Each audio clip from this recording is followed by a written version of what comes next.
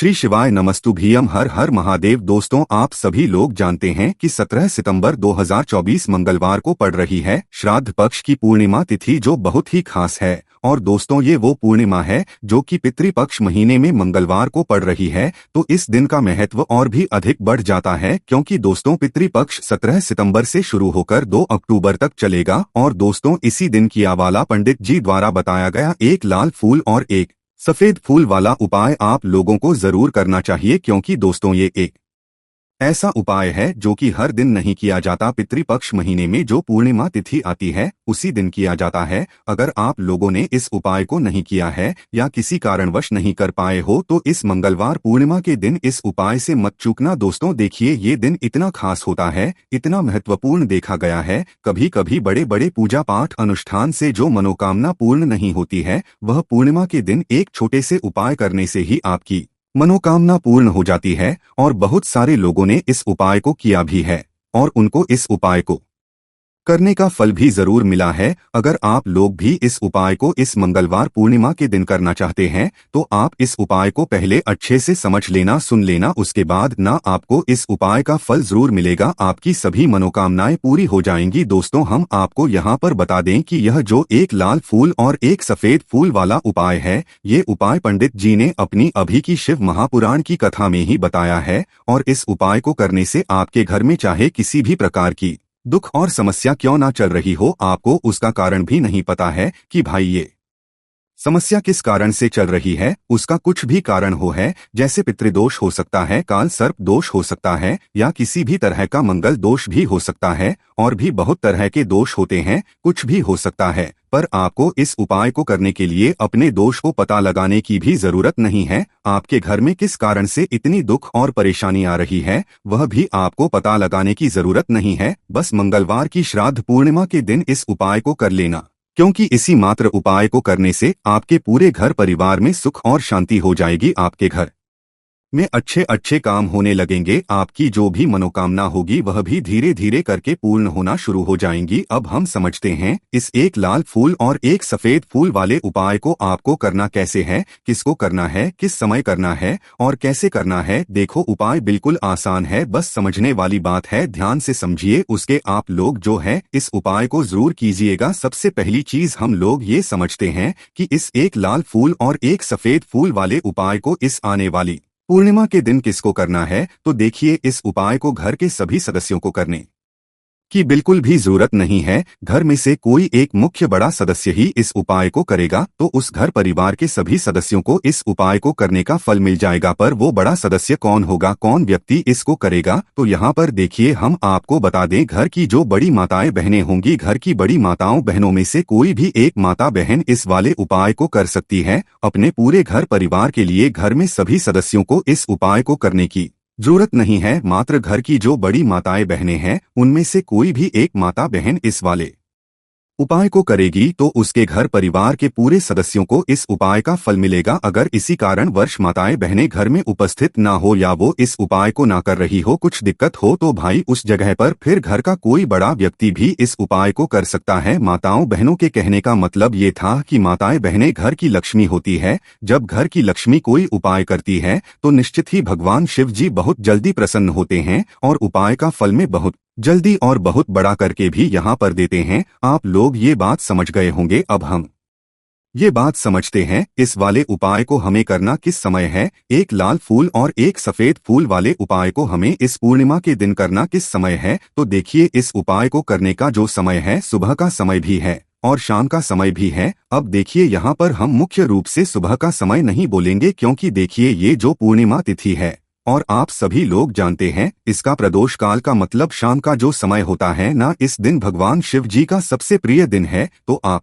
लोग इसे एक लाल फूल एक सफेद फूल वाले उपाय को सुबह के समय भी कर सकते हो और शाम के समय प्रदोष काल में भी कर सकते हो। सुबह के समय अगर कर रहे हो तो 10 या फिर 11 बजे तक भी अगर उपाय करोगे तो भी आपको उपाय का फल मिलेगा। वही अगर शाम के समय कर रहे हो तो इस दिन जरूर शाम के समय का ध्यान रखना कि शाम के 6 बजे से लेकर 7 बजे के बीच में अगर आप इस उपाय को कर हो तो बिल्कुल कर लेना, पूरी कोशिश करना। पर अगर किसी कारणवश इस समय के बीच में ना कर पाओ तो रात 8 बजे तक भी अगर आप उपाय को करोगे तो आपको उपाय का फल जरूर मिलेगा। ये बात आपको समझ आ गई कि आप इस उपाय को सुबह और शाम दोनों समय कर सकते हो। मतलब करना आपको एक ही समय है, घर में से किसी एक ही बड़े व्यक्ति को करना है, पर एक ही बार इस उपाय को करना है, दोनों समय नहीं करना। आपको जो समय अच्छा लगे आप उस समय पर इस वाले उपाय को कर सकते हैं। तो चलिए जानते हैं इन विशेष उपायों के बारे में। लेकिन उससे पहले जो भी मेरे भाई मेरी प्यारी बहनें आज चैनल पर पहली बार आए हैं या मेरी आवाज आज पहली बार सुन रहे हैं, अगर आप भी महादेव के सच्चे भक्त हैं तो वीडियो को लाइक और चैनल को सब्सक्राइब जरूर कर ले और कमेंट बॉक्स में लिखे हर हर महादेव ओम नमः शिवाय। देखो अब सबसे महत्व बात आती है कि इस उपाय को हमें करना किस लिए है। जैसा कि हमने अभी आपसे बोला कि इस उपाय को करने के बाद आपके जीवन में बहुत सारी खुशियां आएंगी, आपकी मनोकामनाएं पूर्ण होंगी, आपकी धन की समस्या दूर होगी, आपकी पैसों की समस्या दूर होगी। अब देखिए, अगर आप लोग सोच रहे हो कि भाई हमें अपना घर बनाना है पर घर बनाने के लिए पैसा नहीं है, हमें गाड़ी लेना है पर गाड़ी लेने के लिए पैसा नहीं है, हमें जमीन लेना है पर लेने के लिए पैसों की कमी पड़ी डीडीएच रही है। अगर ऐसी ही दिक्कत परेशानी या किसी भी तरह की धन से जुड़ी हुई समस्या या पैसों से जुड़ी हुई समस्या अगर आपके जीवन में चल रही है तो यह उपाय निश्चित ही आपके जीवन में बहुत सारे फल लाकर दे सकता है। इसीलिए अगर आपके घर में बहुत ज्यादा दिक्कत समस्या परेशानी चल रही है, धन से जुड़ी हुई पैसों से जुड़ी हुई धन की बहुत ज्यादा कमी आ रही है, पैसों की बिल्कुल आवक हो रही है, तो भाई आप लोगों को इस वाले उपाय को जरूर करना चाहिए। घर में से किसी एक भी बड़े व्यक्ति को अब इस उपाय में करना क्या है वो सबसे पहले हम लोग जान लेते हैं। उपाय की सामग्री हम लोग सबसे पहले जानते हैं कि इस उपाय में किस किस चीज की आवश्यकता पड़ेगी। तो देखिए, उपाय का नाम तो एक लाल फूल और एक सफेद फूल वाला उपाय है, पर इस उपाय में कुल मिलाकर 4 सामग्री हमें लगने वाली है, जो कि जी ने खुद सीहोर वाली कथा में बताया है। और जो हम आपको उपाय बताते हैं वो पंडित जी द्वारा बताए गए होते हैं, अलग से हम कुछ भी नहीं बताते हैं। तो यहाँ पर हम लोग समझते हैं कि इस उपाय की सामग्री क्या है। तो देखो, उपाय की जो सामग्री है वो 4 सामग्री है, जिसमें से सबसे पहली सामग्री है एक बेलपत्र। देखो बेलपत्र क्या होती है, बेलपत्र जो शिव की शिवलिंग पर चढ़ती है। दूसरी चीज है एक शमी पत्र, शमी पत्र वो जो शिवलिंग पर ही चढ़ता है। तीसरी चीज है दोस्तों एक लाल फूल, जो उपाय का नाम है। तो एक यहाँ पर आपको लाल फूल लेना है।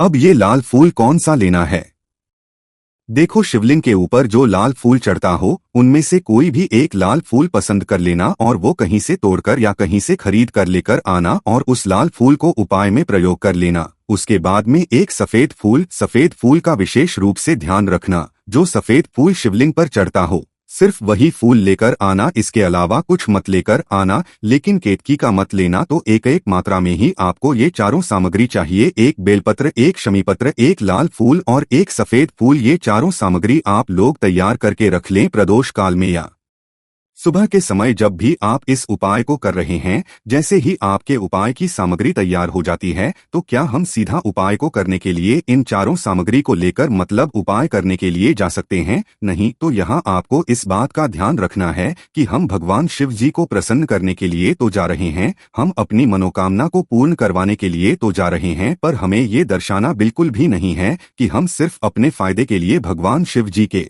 मंदिर में आए हैं। इसलिए हम इस उपाय को करने के साथ साथ में भगवान शिव जी की पूजन अर्चना के लिए कुछ सामग्री भी जरूर लेकर जाएंगे। जैसे कि सुबह के समय अगर आप उपाय को कर रहे इस एक लाल फूल और एक सफेद फूल वाले उपाय को, तो भाई सुबह के समय आपको एक लोटा जल लेकर जाना है। जो लोग प्रतिदिन शिव जी के मंदिर जाते हैं, पूजन अर्चना करते हैं, जल चढ़ाते हैं, फूल बेलपत्र सब कुछ चढ़ाते हैं, भाई वो अपनी पूजन अर्चना वैसी की वैसी ही करना। बाकी जो सिर्फ उपाय को करने के लिए जा रहा है, जो कुछ भी लेकर नहीं जा रहा है, उसे कम से कम एक लोटा जल अपने घर से जरूर भर कर लेकर अगर आप उपाय को कर रहे हो है ना, क्योंकि इस वाले उपाय को आप भगवान शिव जी की पूजन अर्चना करने के बाद ही करना। वही अगर बात करें शाम के समय की, अगर कोई व्यक्ति शाम के समय प्रदोष काल में इस वाले उपाय को कर रहा है तो भाई आपको मात्र एक घी का दीपक तैयार करना है। ये बात हम हमेशा बोलते हैं, शाम के समय प्रदोष काल में कोई कर रहे हो ना, तो दीपक का विशेष महत्व होता है कि दिन का प्रदोष काल में जो भी जलाता है ना भगवान शिव जी के मंदिर में, भाई उसके जीवन से सारी दुख और परेशानियां भी दूर होती है। तो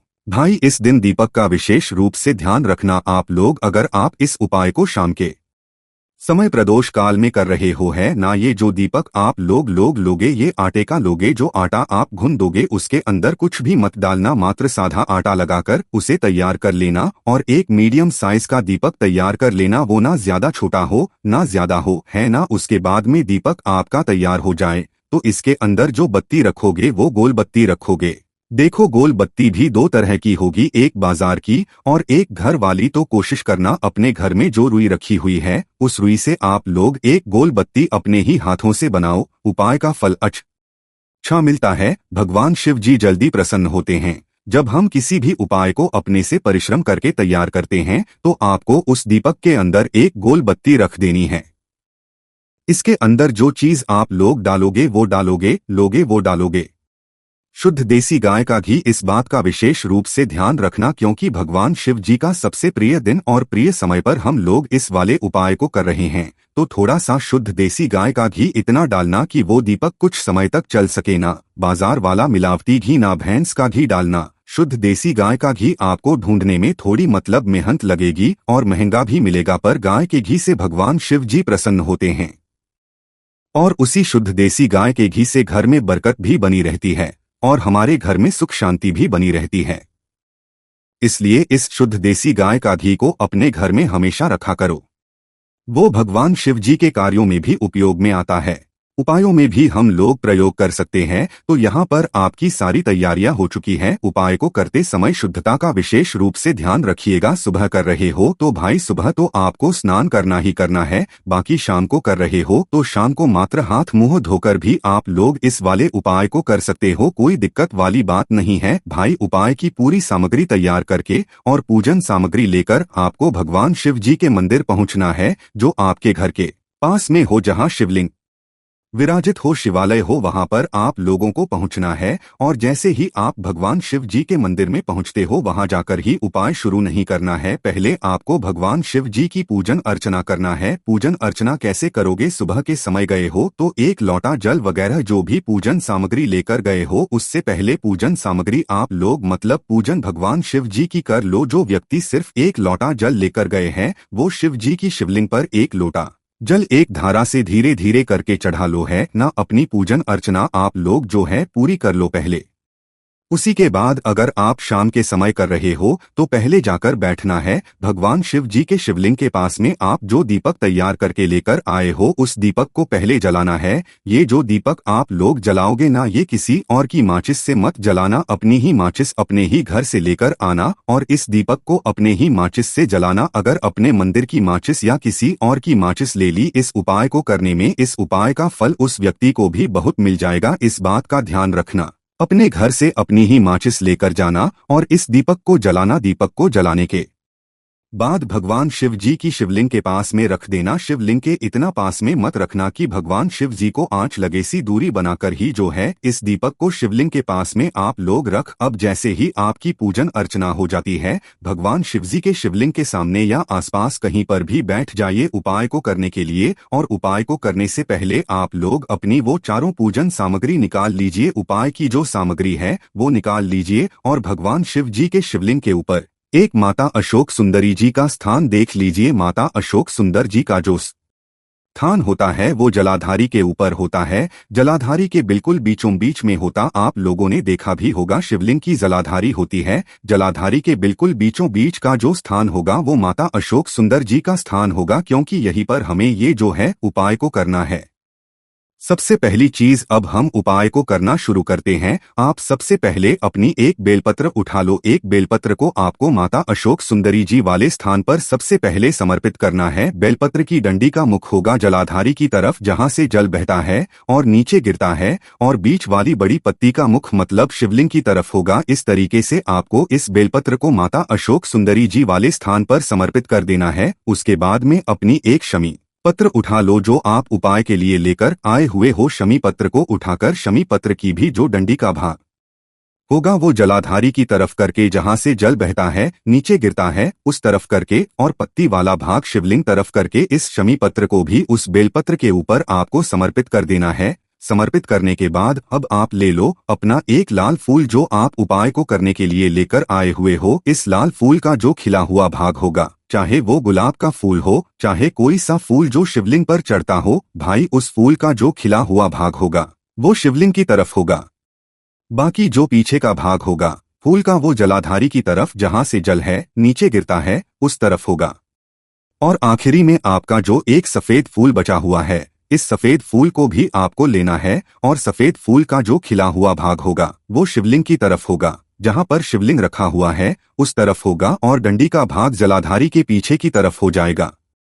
मतलब जो जहां से जल बहता है और नीचे गिरता है। जब आप लोग एक बेलपत्र, एक श्रमिपत्र और एक लाल फूल, एक सफेद फूल चढ़ा रहे हो, तो समय आप लोगों को कांता भगवान या कांता चक्र का नाम लेते हुए ही जो है इस उपाय को करना है, और भगवान शिव जी और नारायण जी का स्मरण करते हुए ही इस उपाय को आपको करना है। तो जब भी आप एक बेलपत्र, एक शमी पत्र, एक लाल फूल और एक कमी हो रही है, जो भी दुख और समस्या परेशानी चल रही हो, आपको अपनी वह दुख और परेशानी जो है भगवान शिव जी से उपाय को पूरा करने के बाद वहीं पर पास में बैठकर बोल देना है।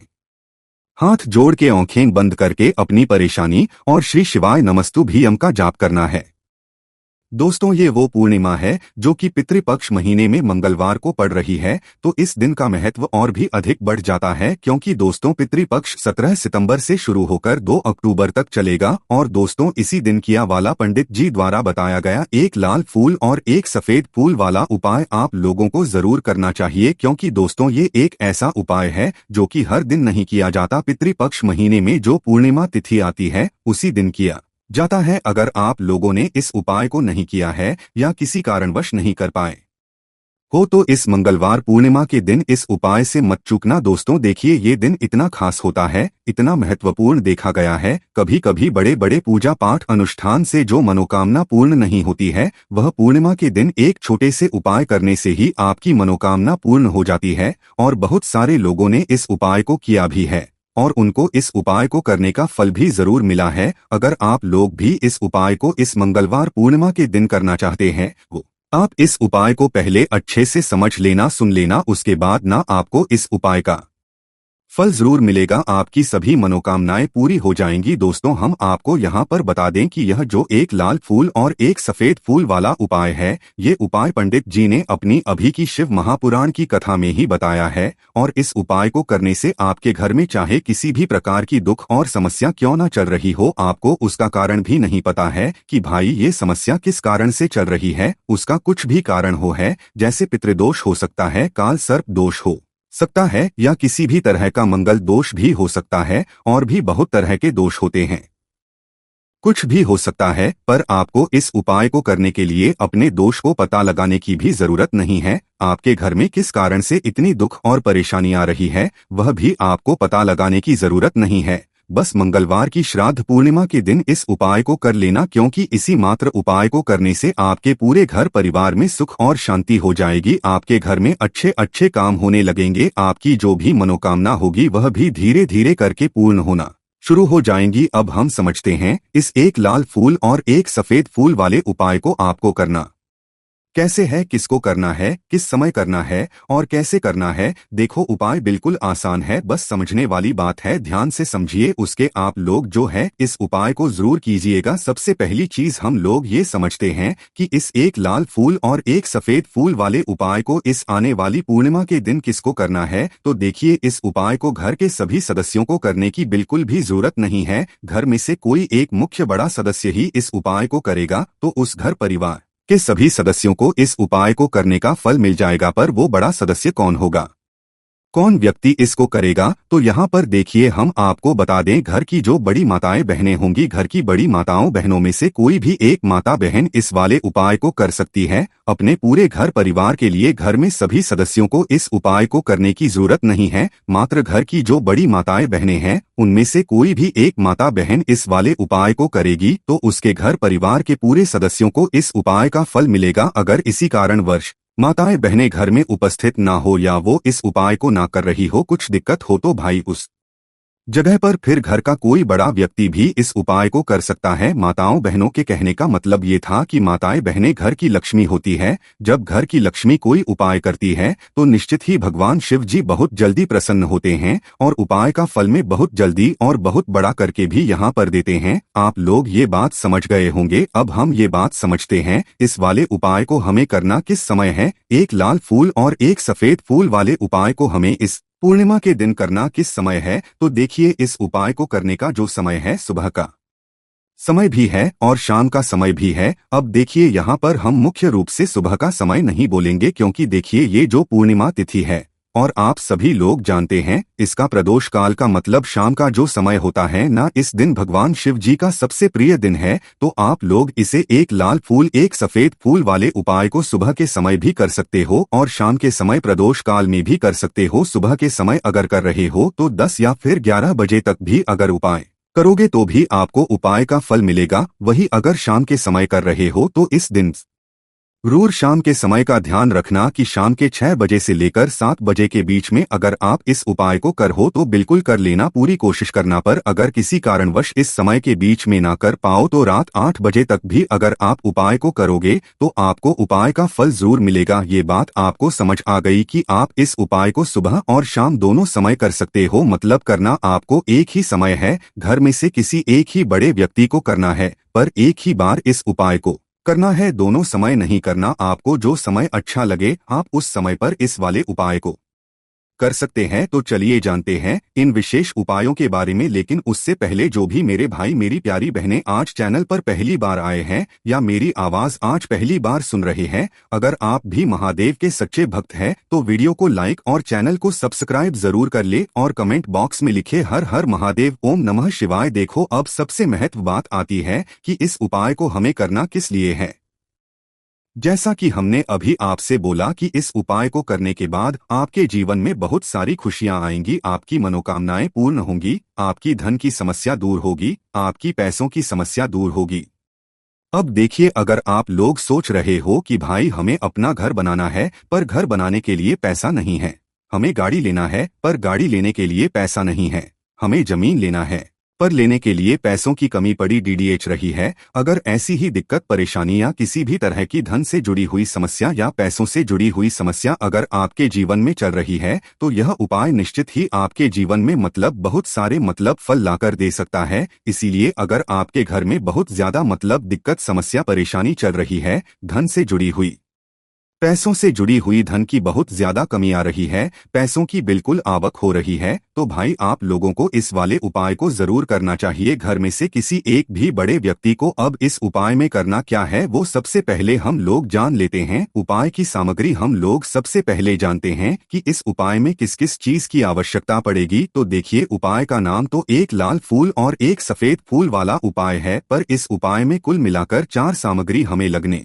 वाली है, जो कि जी ने खुद सीहोर वाली कथा में बताया है। और जो हम आपको उपाय बताते हैं वो पंडित जी द्वारा बताए गए होते हैं, अलग से हम कुछ भी नहीं बताते हैं। तो यहाँ पर हम लोग समझते हैं कि इस उपाय की सामग्री क्या है। तो देखो, उपाय की जो सामग्री है वो 4 सामग्री है, जिसमें से सबसे पहली सामग्री है एक बेलपत्र। देखो, बेलपत्र क्या होती है? बेलपत्र जो शिव की शिवलिंग पर चढ़ती है। दूसरी चीज है एक शमी पत्र। शमी पत्र वो जो शिवलिंग पर ही चढ़ता है। तीसरी चीज है दोस्तों एक लाल फूल, जो उपाय का नाम है। तो एक यहाँ पर आपको लाल फूल लेना है। अब ये लाल फूल कौन सा लेना है? देखो, शिवलिंग के ऊपर जो लाल फूल चढ़ता हो उनमें से कोई भी एक लाल फूल पसंद कर लेना और वो कहीं से तोड़कर या कहीं से खरीद कर लेकर आना और उस लाल फूल को उपाय में प्रयोग कर लेना। उसके बाद में एक सफेद फूल का विशेष रूप से ध्यान रखना, जो सफेद फूल शिवलिंग पर चढ़ता हो सिर्फ वही फूल लेकर आना, इसके अलावा कुछ मत लेकर आना। लेकिन केतकी का मत लेना। तो एक एक मात्रा में ही आपको ये चारों सामग्री चाहिए, एक बेलपत्र, एक शमीपत्र, एक लाल फूल और एक सफेद फूल। ये चारों सामग्री आप लोग तैयार करके रख लें प्रदोष काल में या सुबह के समय जब भी आप इस उपाय को कर रहे हैं, जैसे ही आपके उपाय की सामग्री तैयार हो जाती है, तो क्या हम सीधा उपाय को करने के लिए इन चारों सामग्री को लेकर मतलब उपाय करने के लिए जा सकते हैं? नहीं, तो यहाँ आपको इस बात का ध्यान रखना है कि हम भगवान शिव जी को प्रसन्न करने के लिए तो जा रहे हैं, हम अपनी मनोकामना को पूर्ण करवाने के लिए तो जा रहे हैं, पर हमें ये दर्शाना बिल्कुल भी नहीं है कि हम सिर्फ अपने फायदे के लिए भगवान शिव जी के मंदिर में आए हैं। इसलिए हम इस उपाय को करने के साथ साथ में भगवान शिव जी की पूजन अर्चना के लिए कुछ सामग्री भी जरूर लेकर जाएंगे। जैसे कि सुबह के समय अगर आप उपाय को कर रहे इस एक लाल फूल और एक सफेद फूल वाले उपाय को, तो भाई सुबह के समय आपको एक लोटा जल लेकर जाना है। जो लोग प्रतिदिन शिव जी के मंदिर जाते हैं, पूजन अर्चना करते हैं, जल चढ़ाते हैं, फूल बेलपत्र सब कुछ चढ़ाते हैं, भाई वो अपनी पूजन अर्चना वैसी की वैसी ही करना। बाकी जो सिर्फ उपाय को करने के लिए जा रहा है, जो कुछ भी लेकर नहीं जा रहा है, उसे कम से कम एक लोटा जल अपने घर से जरूर भर कर लेकर अगर आप उपाय को कर रहे हो है ना, क्योंकि इस वाले उपाय को आप भगवान शिव जी की पूजन अर्चना करने के बाद ही करना। वही अगर बात करें शाम के समय की, अगर कोई व्यक्ति शाम के समय प्रदोष काल में इस वाले उपाय को कर रहा है, तो भाई आपको मात्र एक घी का दीपक तैयार करना है। ये बात हम हमेशा बोलते हैं, शाम के समय प्रदोष काल में कोई कर रहे हो ना, तो दीपक का विशेष महत्व होता है कि दिन का प्रदोष काल में जो भी जलाता है ना भगवान शिव जी के मंदिर में, भाई उसके जीवन से सारी दुख और परेशानियां भी दूर होती है। तो भाई इस दिन दीपक का विशेष रूप से ध्यान रखना आप लोग। अगर आप इस उपाय को शाम के समय प्रदोष काल में कर रहे हो है ना, ये जो दीपक आप लोग लोगे, ये आटे का लोगे। जो आटा आप घुन दोगे उसके अंदर कुछ भी मत डालना, मात्र साधा आटा लगाकर उसे तैयार कर लेना। और एक मीडियम साइज का दीपक तैयार कर लेना, वो ना ज्यादा छोटा हो ना ज्यादा हो, है ना। उसके बाद में दीपक आपका तैयार हो जाए तो इसके अंदर जो बत्ती रखोगे वो गोल बत्ती रखोगे। देखो गोल बत्ती भी दो तरह की होगी, एक बाजार की और एक घर वाली। तो कोशिश करना अपने घर में जो रुई रखी हुई है, उस रुई से आप लोग एक गोल बत्ती अपने ही हाथों से बनाओ। उपाय का फल अच्छा मिलता है, भगवान शिव जी जल्दी प्रसन्न होते हैं। जब हम किसी भी उपाय को अपने से परिश्रम करके तैयार करते हैं, तो आपको उस दीपक के अंदर एक गोल बत्ती रख देनी है। इसके अंदर जो चीज आप लोग डालोगे वो डालोगे शुद्ध देसी गाय का घी। इस बात का विशेष रूप से ध्यान रखना, क्योंकि भगवान शिव जी का सबसे प्रिय दिन और प्रिय समय पर हम लोग इस वाले उपाय को कर रहे हैं। तो थोड़ा सा शुद्ध देसी गाय का घी इतना डालना कि वो दीपक कुछ समय तक चल सके ना। बाजार वाला मिलावटी घी ना, भैंस का घी डालना। शुद्ध देसी गाय का घी आपको ढूंढने में थोड़ी मतलब मेहनत लगेगी और महंगा भी मिलेगा, पर गाय के घी से भगवान शिव जी प्रसन्न होते हैं और उसी शुद्ध देसी गाय के घी से घर में बरकत भी बनी रहती है और हमारे घर में सुख शांति भी बनी रहती है।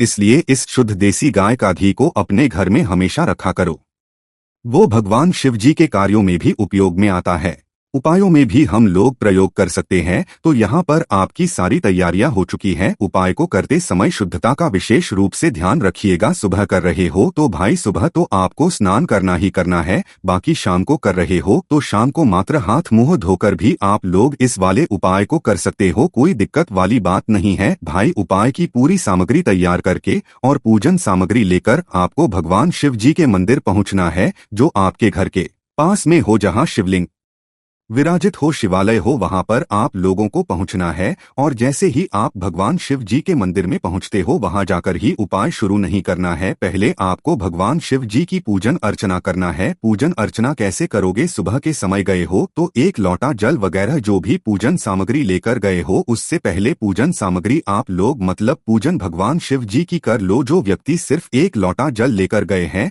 वो शिव जी की शिवलिंग पर एक लोटा जल एक धारा से धीरे धीरे करके चढ़ा लो है ना। अपनी पूजन अर्चना आप लोग जो है पूरी कर लो पहले। उसी के बाद अगर आप शाम के समय कर रहे हो तो पहले जाकर बैठना है भगवान शिव जी के शिवलिंग के पास में। आप जो दीपक तैयार करके लेकर आए हो, उस दीपक को पहले जलाना है। ये जो दीपक आप लोग जलाओगे ना, ये किसी और की माचिस से मत जलाना, अपनी ही माचिस अपने ही घर से लेकर आना और इस दीपक को अपने ही माचिस से जलाना। अगर अपने मंदिर की माचिस या किसी और की माचिस ले ली इस उपाय को करने में, इस उपाय का फल उस व्यक्ति को भी बहुत मिल जाएगा। इस बात का ध्यान रखना, अपने घर से अपनी ही माचिस लेकर जाना और इस दीपक को जलाना। दीपक को जलाने के बाद भगवान शिव जी की शिवलिंग के पास में रख देना। शिवलिंग के इतना पास में मत रखना कि भगवान शिव जी को आंच लगे, सी दूरी बनाकर ही जो है इस दीपक को शिवलिंग के पास में आप लोग रख। अब जैसे ही आपकी पूजन अर्चना हो जाती है, भगवान शिव जी के शिवलिंग के सामने या आसपास कहीं पर भी बैठ जाइए उपाय को करने के लिए। और उपाय को करने से पहले आप लोग अपनी वो चारों पूजन सामग्री निकाल लीजिए। उपाय की जो सामग्री है वो निकाल लीजिए और भगवान शिव जी के शिवलिंग के ऊपर एक माता अशोक सुंदरी जी का स्थान देख लीजिए। माता अशोक सुंदर जी का जो स्थान होता है वो जलाधारी के ऊपर होता है, जलाधारी के बिल्कुल बीचों बीच में होता। आप लोगों ने देखा भी होगा शिवलिंग की जलाधारी होती है, जलाधारी के बिल्कुल बीचों बीच का जो स्थान होगा वो माता अशोक सुंदर जी का स्थान होगा, क्योंकि यहीं पर हमें ये जो है उपाय को करना है। सबसे पहली चीज अब हम उपाय को करना शुरू करते हैं। आप सबसे पहले अपनी एक बेलपत्र उठा लो। एक बेलपत्र को आपको माता अशोक सुंदरी जी वाले स्थान पर सबसे पहले समर्पित करना है।